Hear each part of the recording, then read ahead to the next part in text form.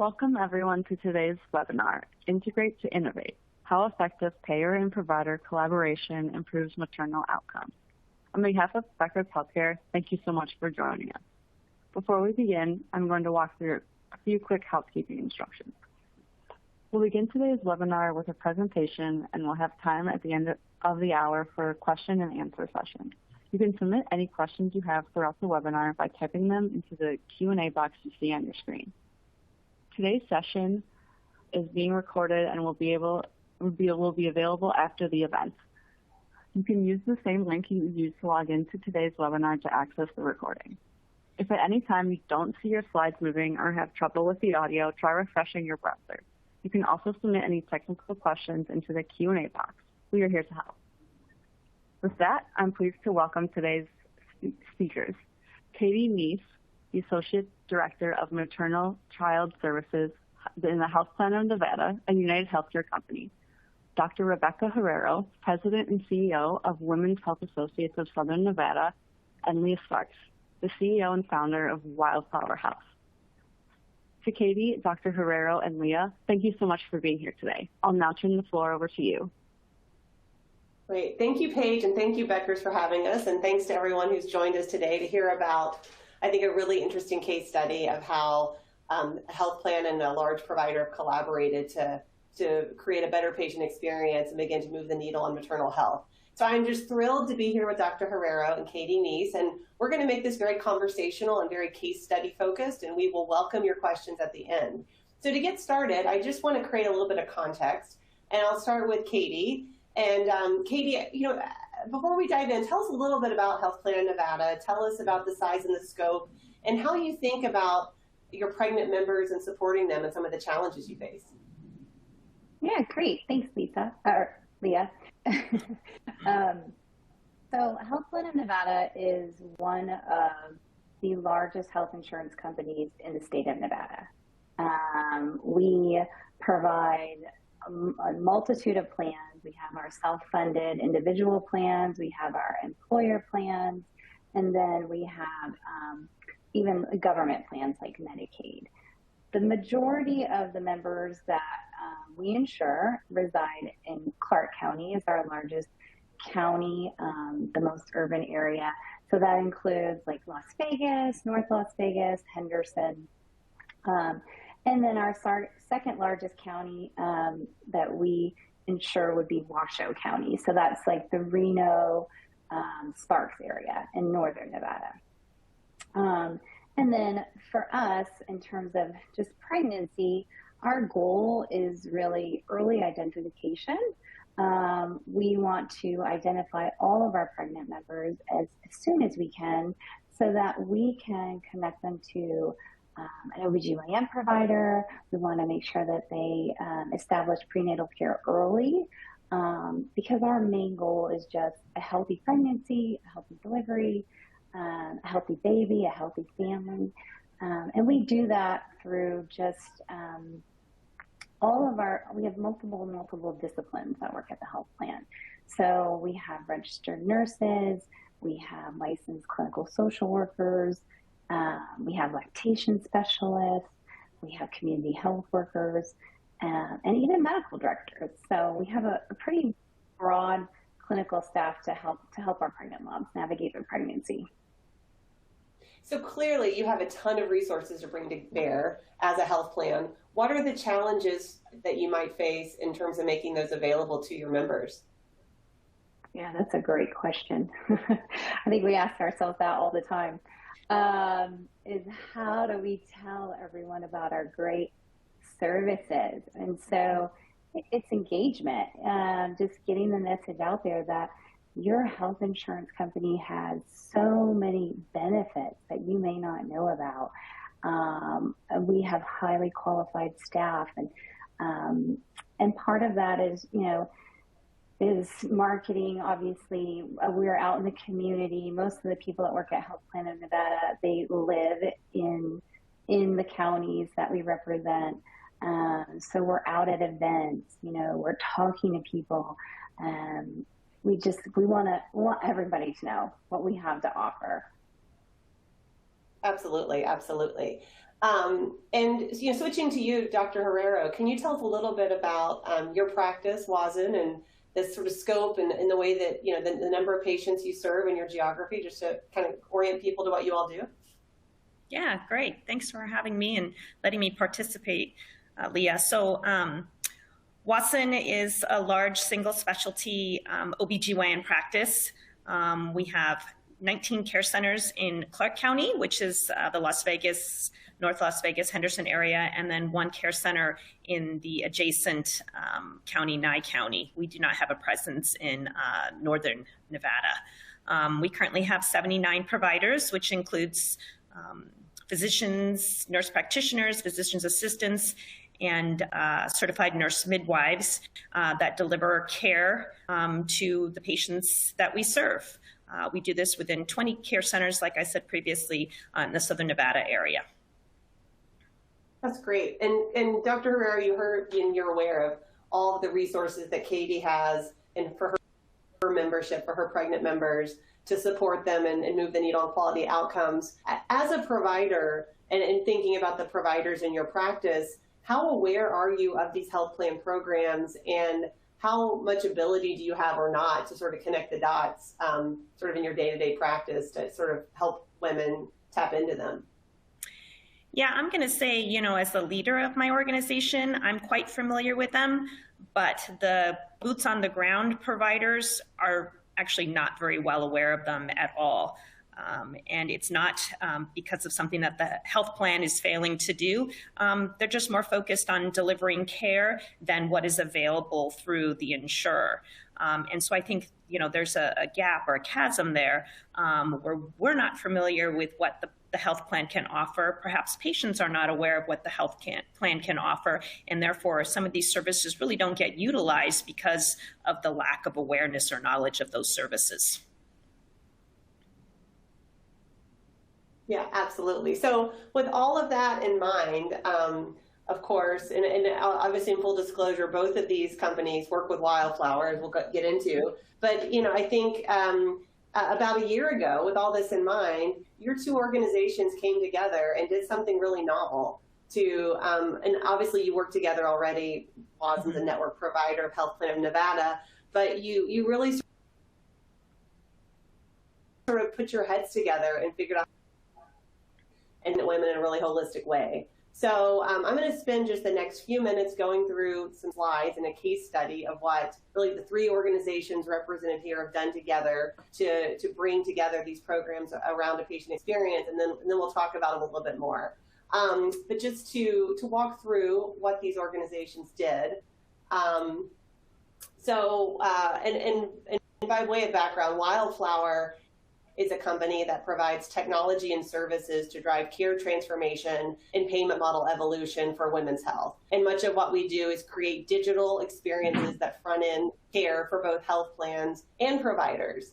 And in 2018, we started working with Katie and her team at Health Plan of Nevada to create an application digital front end for all of these health plan services that you heard Katie describe: the care management, the other benefits available to members for both commercial and Medicaid, as well as content and tools and trackers. And then in 2020, we started working with WHASN, Dr. Herrero's practice, to be a front end for patient care and to have an application that was integrated into the EHR, would be triggered by appointments, first prenatal care appointments, and could be available for all of their OB practice patients with similar content and trackers and tools, but really connected to be a digital front end to appointments and care.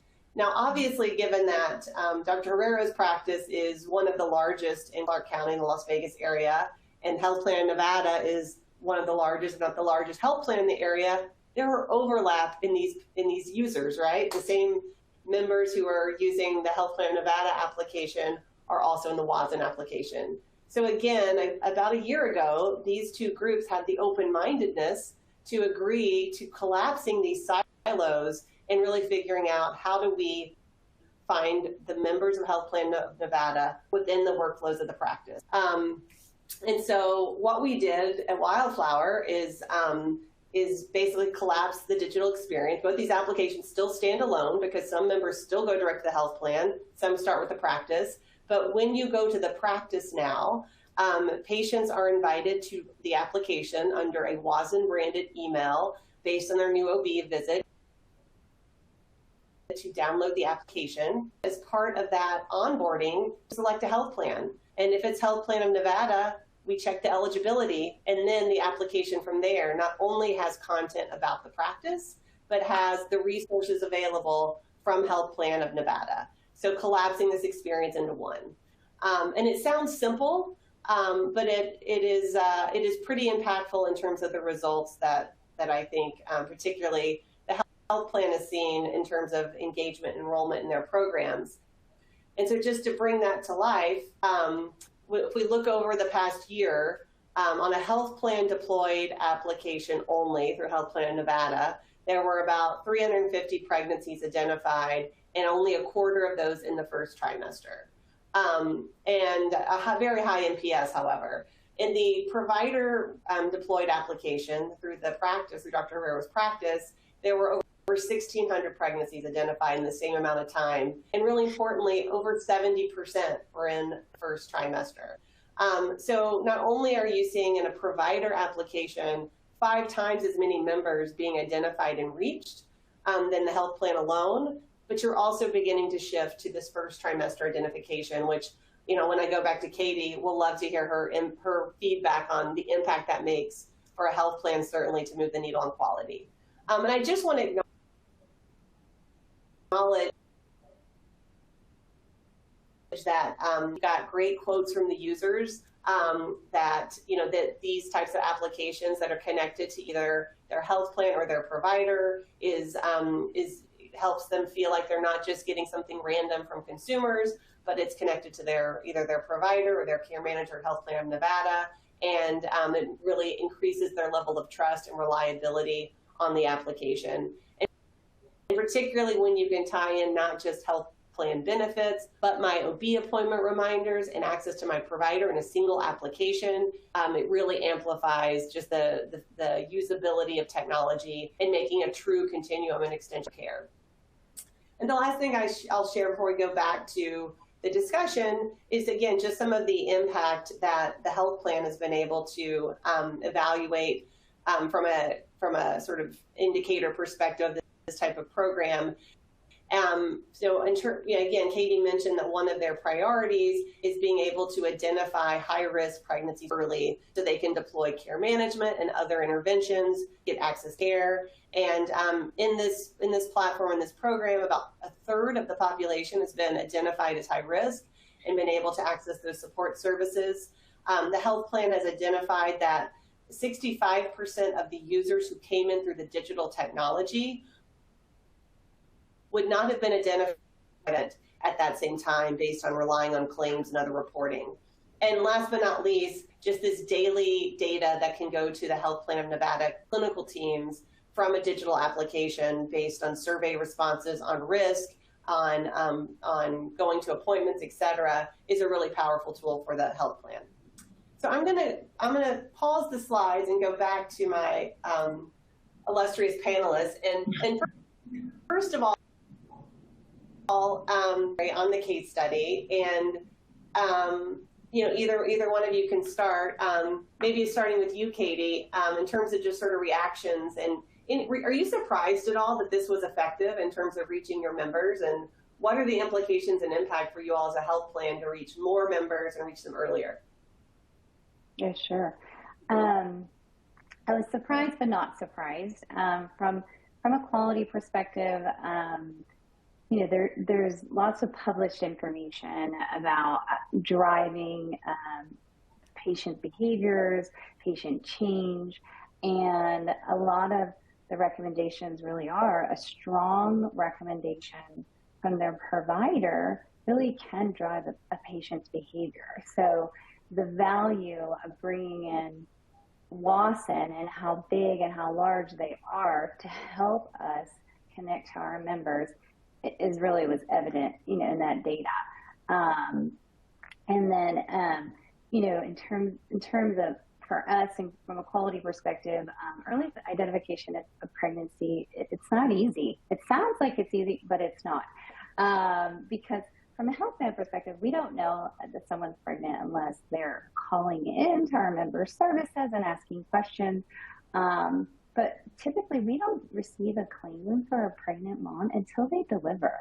And so oftentimes, we've missed that opportunity to engage them early and do an assessment and find out, did they need a referral to another provider? Were they able to get in? Did they need a medication that they weren't able to get? Those are all the things that care management can help with. And that's why it's so important for us to identify women early. And then, obviously the in-app benefits, we have our 24/7 telephone advice nursing line. So for someone who's pregnant, you're up in the middle of the night, 2, 3 o'clock in the morning, clinics are closed, you can open up your app, click on the telephone advice nursing line, you're going to get an RN on the other line, and they can help navigate where you need to go and what's open. That's great. And what about you, Dr. Herrera? Are you any surprises in the fact that this has been successful in terms of plan members at the point of care? Kind of the same sentiment as Katie, surprised but not surprised. I think our patients are hungry for good information. I haven't, surfed the app stores, but I'm sure there's lots of pregnancy apps out there that patients can download, even for free. But when you have a recommendation coming from your provider, patients trust that more than, the ones that you can get just off an app store. And so I think they're excited to engage with this app because it's coming from us, and then it provides all these other benefits if you're an HPN patient to connect you with the resources of the plan. And so it's exciting to see how many patients are taking advantage of this great technology. And, I think what's surprising to many people on the line is that not every provider in the payers in the country is collaborating in this way. You all really are unique in that you've figured this out. And, would love to hear from both of you the challenges and things that you had to navigate and things that were really important to putting this kind of program in place. And either one of you could start. Well, I'll start. I think a couple of the challenges were, the integration with the EMR.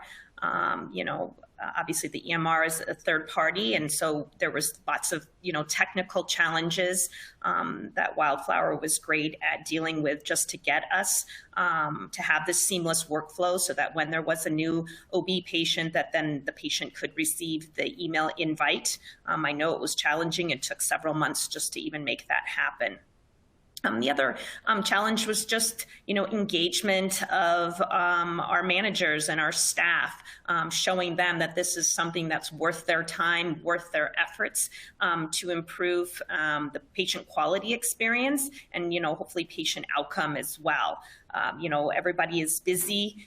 We're focused on patient care, and this was kind of, sometimes for our office managers and the people that were implementing it, just one more thing on their plate. But I think now that they're seeing the fruits of the labor and the patients are engaged, the patients are getting back to us with positive comments regarding the app, they realize that it was well worth it. But, on the front end, when you're going through all that work, sometimes people can, get overwhelmed, disgruntled, et cetera, when they're not sure what the final product is going to be. Yeah, and Dr. Herrera, we know how busy your practice is and many practices. Can you speak a little bit to how important this is to make this type of a program seamless to your providers and fit into their workflow, so that, and like how crucial is that? Speak a little bit to that as well. Crucial, vital, whatever you want to call it. No offense to my providers, they weren't really going to lift a finger to make this happen. And so we went into the offices, working with the office administrators, and then a lot with the medical assistants as well, because they're the people that could first, kind of advertise the app to the patients, after they received the invitation and say, hey, did you get an invitation? Did you sign up, et cetera? Not to say that the providers weren't engaged and didn't want this to happen, but they just don't have time with their visit with the patient to kind of affirm or confirm whether the patient had signed up on the app.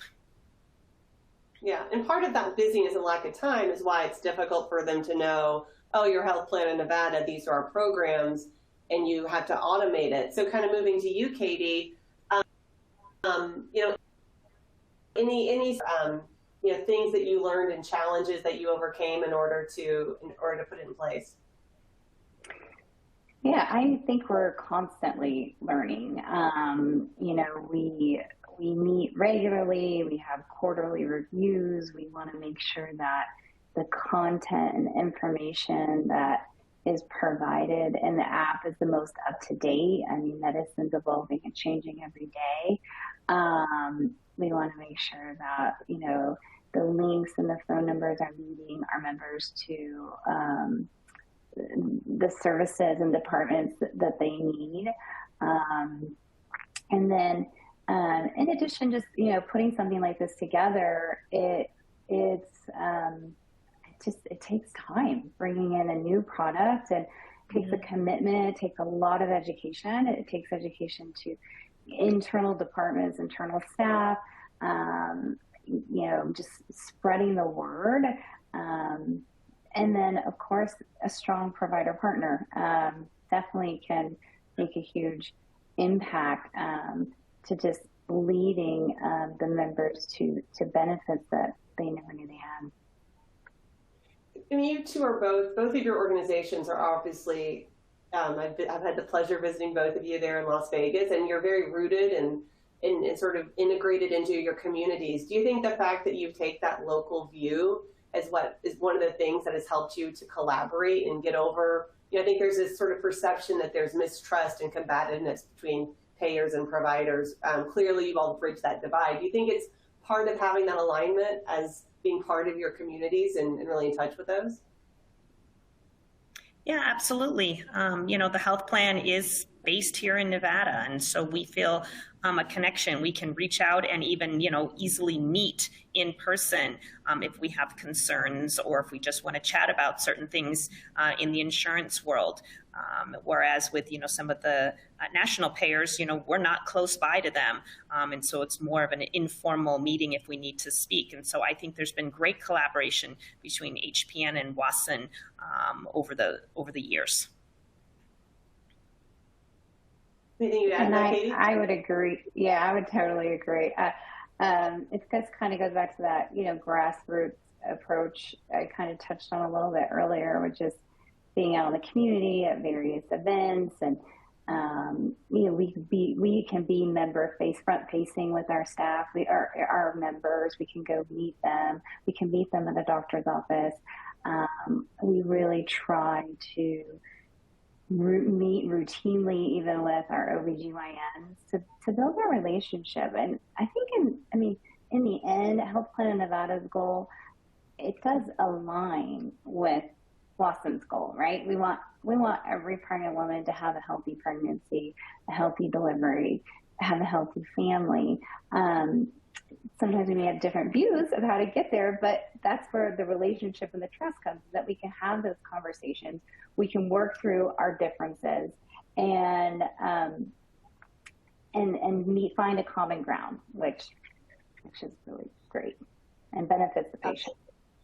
Absolutely. And before we switch gears, Katie, the last thing I'd love to have you comment on, I think one of the most compelling and interesting data points in what we just reviewed is the fact that, you know, when the health plan digital application is available and we're doing outreach, it's 25% or 26% in the first trimester versus 71% through the WHASN app, which makes sense because it's tied to the first prenatal appointment as part of the invitation and onboarding. But can you say a little bit about what that means to you and your programs and care management to be able to get that many more of your members engaged that early in pregnancy, and what the implications are?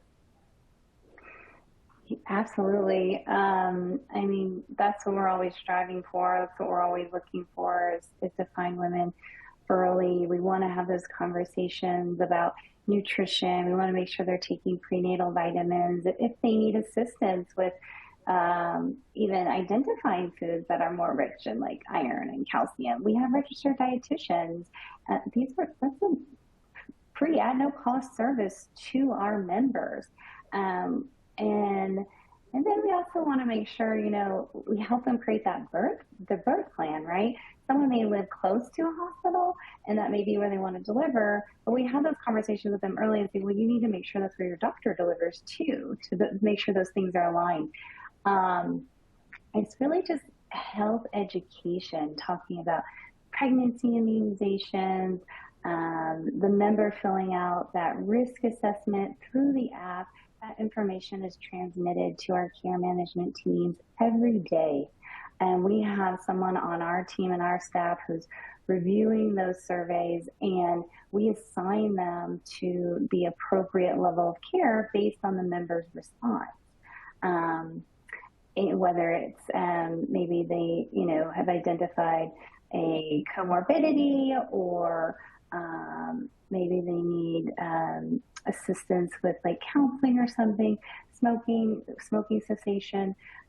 It just helps us to identify what the needs are of our members so that we can connect them to the correct services quickly.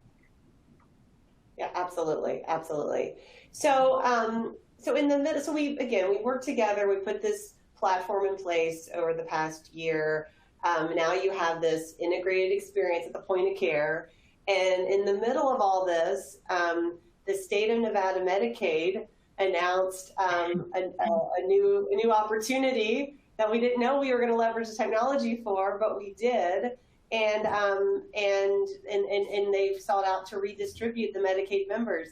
Katie, can you just describe a little bit what you were confronted with as a health plan when the state of Nevada announced the redistribution and some of the things you were thinking about? Then I'll share a case study here, but can you just sort of tee up what that was and what it meant for you all as a plan? Sure. So we really saw something that was unprecedented, never happened before in our state, where the state decided that they were going to redistribute and evenly distribute members to the different Medicaid managed care organizations. So what that meant is that someone that had Health Plan of Nevada, may have been with Health Plan of Nevada for years and years and years, they could have randomly been selected and assigned to a new health insurance company. So this was it was a random selection.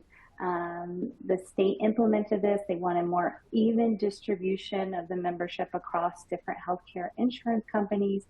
And when we first learned of this, immediately I think our thoughts were, oh my goodness, the impact of this, the impact it's going to have on people who have relationships established with their doctors, who have been with us for many, many years, are active in treatment even.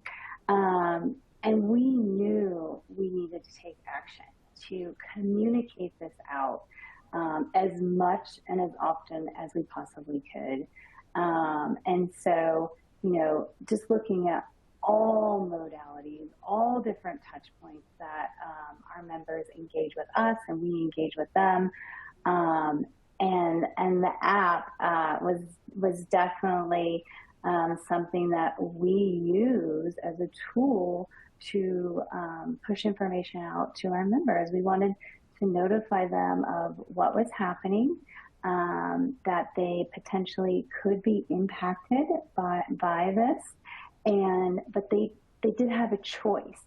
So in the state implementing something like this, they did give the people the option to change back to their health insurance company that they originally had. So if the person or the member was randomly selected to change to a different Medicaid managed care organization, our Health Plan of Nevada members could come back to us. And so we wanted to make sure they knew that they had options, that we were here to help them. We wanted them to keep the doctors that they had, and we wanted them to stay with us. And the app is one of the modalities we use to communicate that information out. And especially for something like pregnancy, when you're midway through your pregnancy, your health plan suddenly changes, maybe the hospital you're planning to deliver isn't in the new plan. I can imagine that really wreaking havoc for patients. And I mean, Dr. Herrera, were you all tracking on this redistribution? Did it impact you as a provider in terms of having to change patients' coverage and things like that? Oh, yeah. I mean, we were actively involved as well. It was quite chaotic. This all happened on January 1st of this year. But, you know, we were working with the health plan and the other managed care organizations as well to make it less of a hurdle for the patients so that they did have a choice with the eventual healthcare plan that they settled with.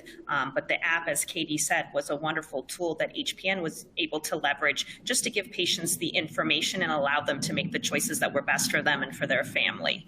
But definitely, as a provider in all of our care centers, we had lots of information out. Our office managers were actively speaking with patients because despite the information being out there, patients were still confused, didn't know exactly what it meant. And yeah. Hopefully it won't happen again. Yeah, and again, kind of an unforeseen thing when we put this program in place, but we were able to, in partnership with both of these organizations, I'll just go through a couple of slides. You know, again, the beauty of digital is you can update it pretty quickly, and we were able to begin to alert active users, both in the Health Plan of Nevada application, as well as those members using WHASN application, to alert them that this redistribution was coming, and what they needed to know about changes coming to their Medicaid plan, so they wouldn't just wake up one day and be reassigned. So these are just a few screenshots of the alerts we started pushing on the home screen, some content we developed in partnership with HPN to help educate members. And what was really interesting is we were able to track with HPN the impact. And so as Katie mentioned, there were some members who were randomly identified who were going to be required to make a selection, required to switch or stick with their plan, and then those that were not. And I think the ones to focus here are those who were, again, sort of required to switch and might have sort of randomly be put in with another plan. Of those who were required to switch, 60% of the health plan digital users came back to the plan, and almost 70% of the WHASN digital users who were with HPN came back. And then similarly, those who were sort of not required but given an option, over 80% of the health plan users stayed with the plan, and 90% of the WHASN users stayed with the plan. So, you know, at minimum, you know, being able to give these patients the appropriate education through multiple modalities and sort of minimize some of the disruption from that is something I think we're all collectively really proud of doing. So before we go to Q&A, you know, now that this platform is in place, in terms of having, again, this sort of integrated experience where you're marrying up the OB care and the trusted OB provider with health plan benefits and resources. And keeping in mind right now, this is really just for OB and newborn. You know, where could we go next? What are the future possibilities from both of your perspectives of what this type of partnership could grow into? Yeah, I mean, I'll start. I mean, as you said, Leah, currently it's just for OB patients, but we're excited about the potential possibilities in the future for GYN services. You know, pregnancy makes up, you know, generally a small amount of a woman's reproductive health care needs at, you know, specific times during her lifespan. But GYN, you know, spans the rest of her life. And, you know, how we can leverage this platform to help those ladies as well. In addition, you know, perhaps in the future, you know, having a virtual health advocate, meaning, you know, a live person virtually, you know, I realize not per se in the office, that patients can touch base with, whether that's in the OB or the GYN realm. Yeah, and that notion of being able, I mean, obviously, Katie, you all have services, certainly for pregnancy, but across women's health in your membership, and being able to take this model of connecting health plan resources for pregnancy and thinking about it more broadly. Is that something on your mind? Yes, definitely. So on the health plan side, the app is called Tummy to Toddler. And so there's definitely lots of opportunity for growth for that toddler build out, right? The first 2 years of life when the baby's growing rapidly, rapid brain development. We want to make sure they're seeing their pediatricians, they're being screened routinely, they're getting their immunizations. So, you know, it would be great to find a partner to build that out from on the pediatric side, like we've done with obstetricians. And how do you, as you think about looking at quality programs and payment model reform that you two might be doing together in the future, do you see technology as something that helps sort of bridge that and help make those programs more successful? Yes. I'll take that. Yeah, I think the answer is leading question. Technology is the bridge to the future, right? I mean, being able to communicate back and forth, to defragment all the silos, that exist in healthcare. Again, it's all tied back to quality and the patient and the member experience. The more we're all working together and putting the patient and the member in the center, the better the outcomes are going to be. Definitely. Well, listen, we have a ton of questions in the chat, and so I think we should go ahead and start diving in on some of the questions from the audience. And I don't know, Paige, if you want to take it back and tee up some. Otherwise, I see some I'm happy to tee up as well for this group. Yeah, that sounds perfect. All right. So I guess to get started with our first questions, I'll start with, all right. Thinking back to the process of getting this up and running, what were some of the biggest lessons that you learned for implementation? And what lessons should other people anticipate?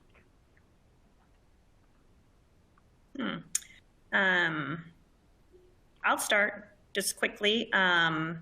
Picking the right partner. I think Wildflower was, a great partner for us. Patience, because it just doesn't happen overnight. And then certainly educating our providers, educating our staff, so that when the program did kick off, it was, successful almost from day one.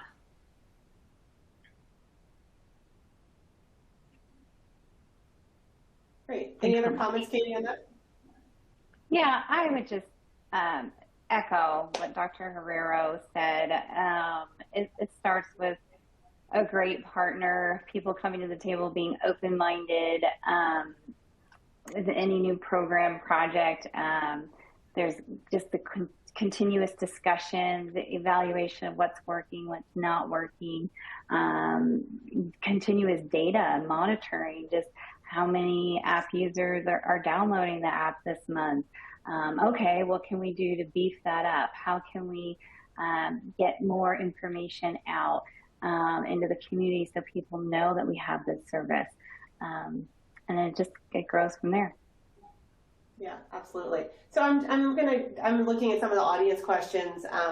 Heidi Orstock put in a question asking about, and maybe this is kind of for you, Katie, or both of you, asking about how do you connect members with social determinants of health resources, and what's your strategy for doing that right now, and where are some opportunities? Yeah, I can start with that one. Great question. We have lots and lots of resources for social determinants of health.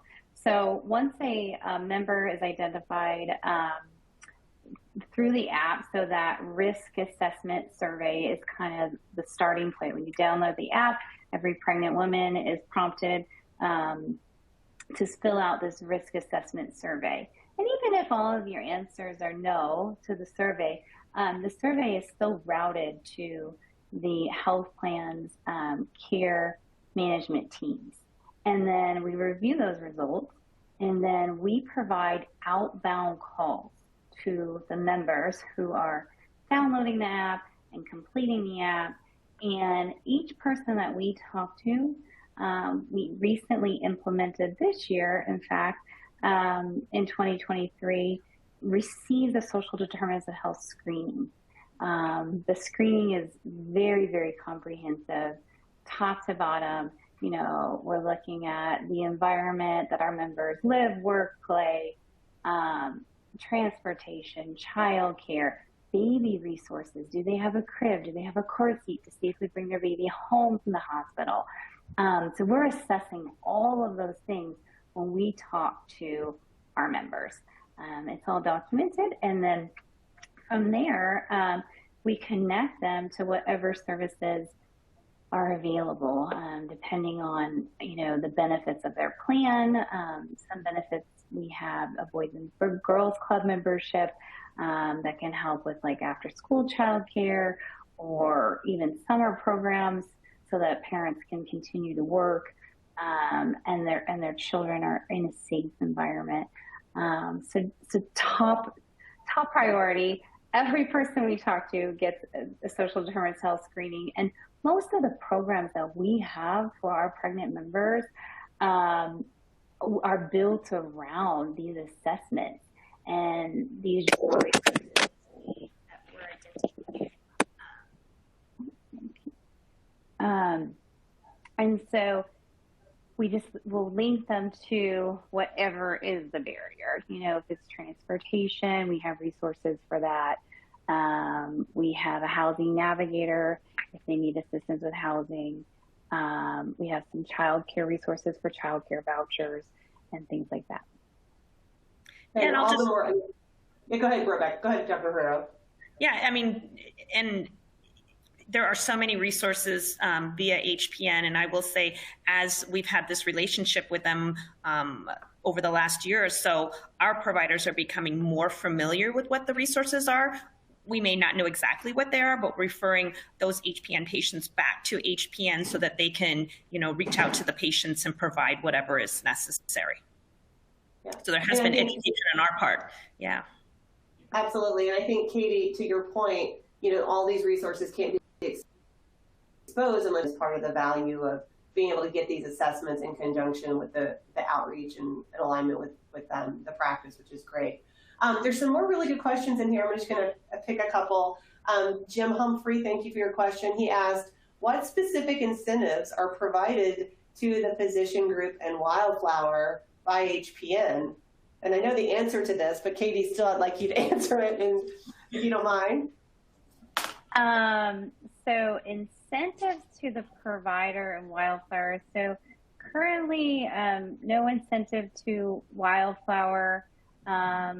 It is just an investment the health plan has made for our members.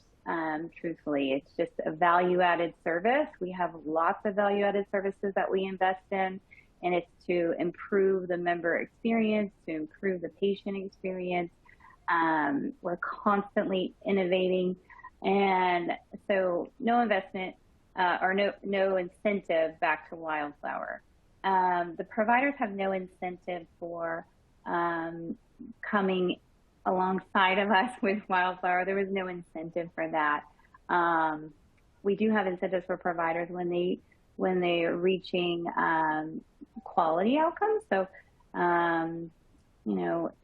HEDIS, healthcare effectiveness data information sets, when they're meeting those markers, there's incentives, but not incentives for downloading the app and getting members to download the app. Did that answer the question? Yeah, and I appreciate the question, because I think the assumption is, and look, I think you would both acknowledge that we could even take this further by aligning incentives in the future. But I think the point is, I think there's a perception that, health plan, like groups like ours may not all work together unless there's clear incentives. And I think it just is a testament to this group that the first step was coming together with some low-hanging fruit to fill an immediate need for maternal health. And now as we think about taking this to the next level, investing in maybe virtual health advocates, as Dr. Herrero said, or doing more together, there may be other ways to align, either in your network agreements or otherwise. But the point is, which I think I just want to make is, this can be done collaboratively under existing relationships and doesn't need to come with incentives if you have a good relationship like we see here between this payer and provider. So thank you, Katie, for speaking to that. There were a couple of questions from the audience on postpartum. So Aria Small is asking, how do we support members post-pregnancy with mental health resources, future family planning? And then someone else asked about what's offered postpartum other than obviously support for the OBGYN postpartum visit, asking if there's support around pelvic floor, physical therapy, mental health. So do either one of you want to take that, or both of you? I can start. So embedded in the app, there is a evidence-based screening tool called the Edinburgh Depression Screening Scale. And it is it's designed for pregnant women and postpartum women. It can be, it should use leverage every trimester of pregnancy as well as immediately postpartum. So when a woman opens up that survey in the app and they complete that, it again is sent back to the health plan, and it goes right to our behavioral health case managers.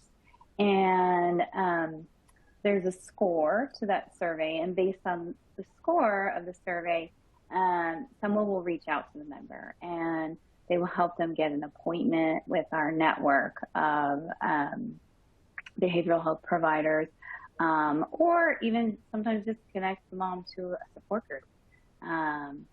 So again, just easy access. We also have telehealth services for behavioral health, so they can do, one-on-one individual counseling, which is appealing for a new mom who has a newborn. They don't have to pack up and go to a doctor's office. They have that convenience right in their home. So that's an option that is presented to the member as well. And then the other questions were postpartum. So I'll leave reproductive health maybe to Dr. Herrero, but we also support lactating mothers. So if someone is breastfeeding, we have certified lactation consultants that is a no charge benefit to Health Plan of Nevada members. They can call, they can talk to someone if they're having, trouble at home. It could just be simple positioning or what have you. We also provide breast pumps to those mothers. So if someone's looking to return to work or going back to school, you can access a breast pump through your health insurance company to help support you, because we want you to continue breastfeeding even when you are working and separated from the baby. Yeah, and I'll chime in. Just like the app was supportive each week during the pregnancy and told you what was normal and, pointed out things that you might be experiencing in the trimesters and in the weeks of the pregnancy. There's just a wealth of evidence-based medicine or evidence-based information for the postpartum period as well. What's normal in the first couple days after you have a baby? As Katie alluded to, information about breastfeeding, information about what to expect at your first your postpartum visit, behavioral health information. So it's just, once again, supporting women with good information to get them through that postpartum period and to work with them. Great. So another question, and maybe you can start with this, Katie, is when you think about measurements for success and like metrics that the health plan tracks for looking at success for these types of programs as it relates to maternal and child health, what are the key metrics you're looking at? Cost of care, quality, et cetera? I think first and foremost is patient satisfaction, those NPS scores. We want to deliver a product that's easy to use, that the member is satisfied with. And then from there, the next thing we really look at is the quality. How is this adding to their experience? How is this adding to their pregnancy? How is it benefiting them?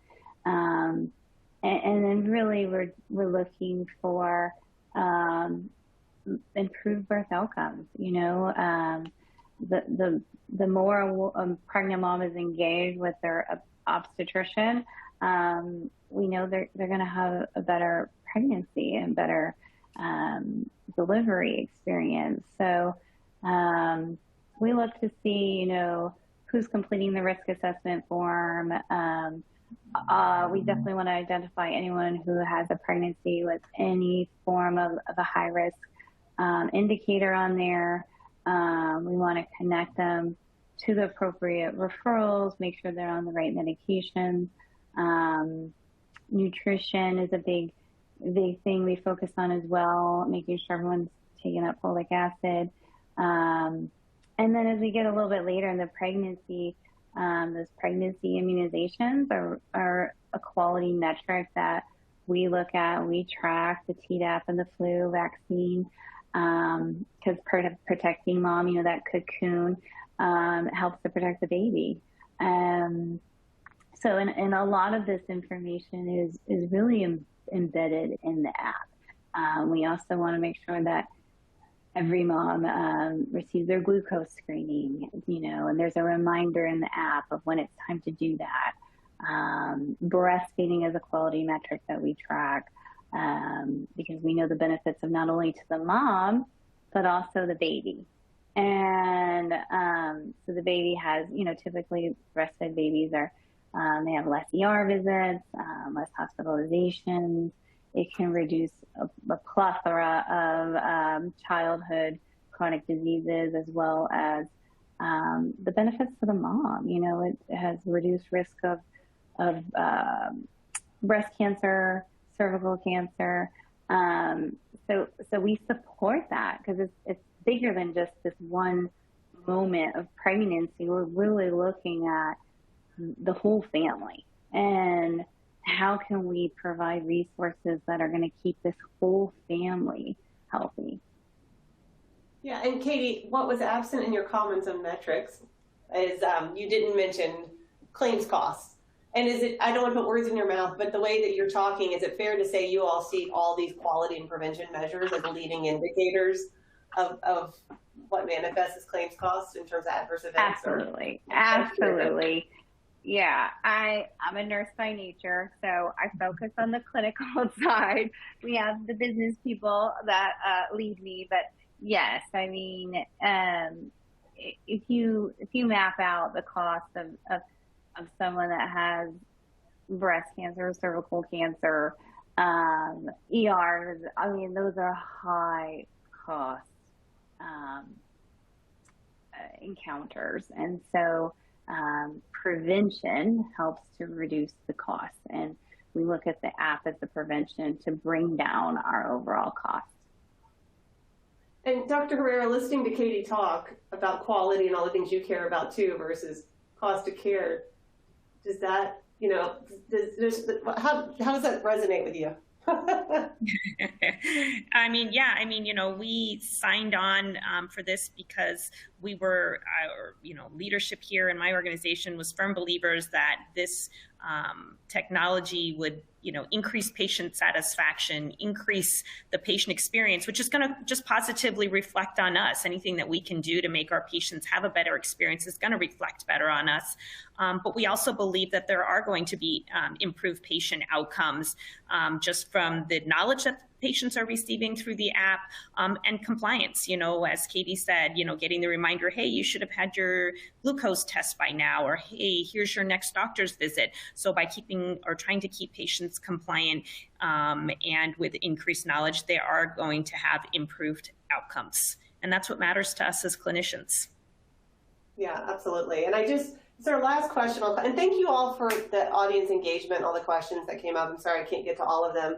But I do want to touch on one last question from Sarah Nicholson asking, does Health Plan of Nevada have a value-based maternity bundle with WHASN, and is Wildflower supporting it? And because we all work together, I'll go ahead and say, not at this point, but I think what's important about this whole discussion, because Wildflower does work in value-based care kind of around the country, and I think one of the things we hear, and actually one of Dr. Herrera's colleagues has said to me before, the most important word in value-based care is care and having tools for care transformation. The payment model is just a mechanism to fund it. And what I think is so telling, and hopefully you all take away from listening to these two healthcare leaders speak today, is a commitment to care transformation first and foremost. And then, of course, the industry needs to figure out economics to sustain it and make it added onto and grow and have even more impact. But uniting around the care transformation first and those capabilities in a way that's aligned with, common philosophy around quality and outcomes is really going to be a cornerstone to making us, I think, successful as we move the payment model as an industry. So I know we have only 5 minutes left, and I know Becker will want to do some wrap up, but before we do that, I just want to thank Katie and Dr. Herrera, who've just been awesome partners to Wildflower and to each other. And we're just so proud of the work we're doing with you all in Nevada and hope to expand it and do even more. So thank you both. Paige, do you want to wrap us up? Definitely. And yes, here at Becker's, we echo that. That's all the time that we have today. But like you said, I do want to thank Katie, Dr. Herrero, and Leah for an excellent presentation, and Wildflower Health for sponsoring today's webinar. To learn more about the content presented today, please check out the resources section on your webinar console and fill out the post-webinar survey. Thank you so much for joining us today, and we hope that you have a wonderful afternoon.